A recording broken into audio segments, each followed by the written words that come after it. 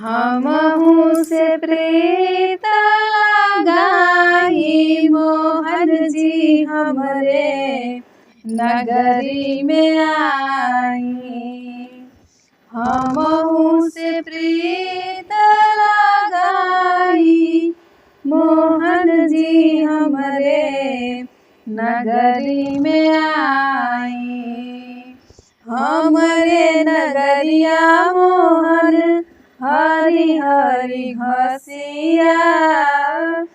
हमरे नगरिया मोहन हरी हरी घसिया।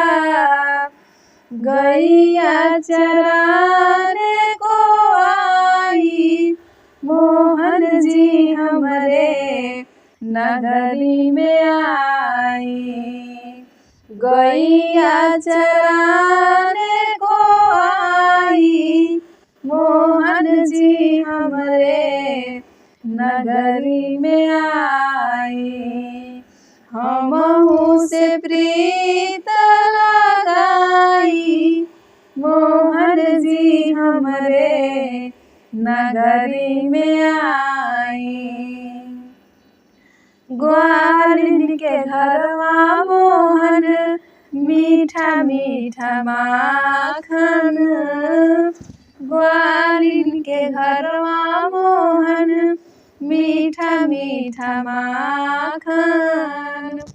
माखन चुराने को आई मोहन जी हमरे नगरी में आई।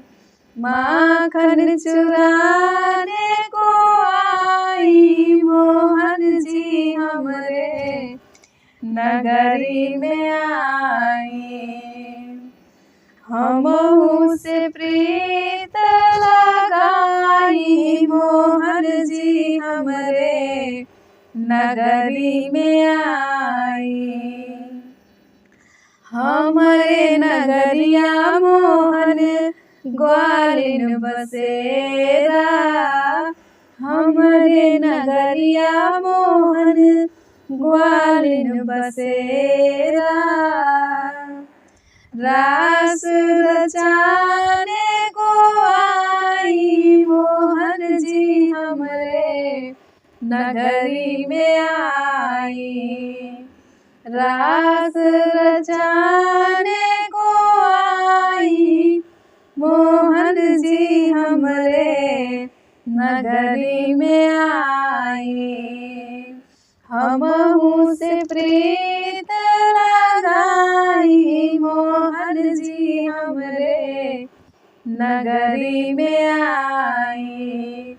हमहु से प्रीत लगाई मोहन जी हमरे नगरी में आई।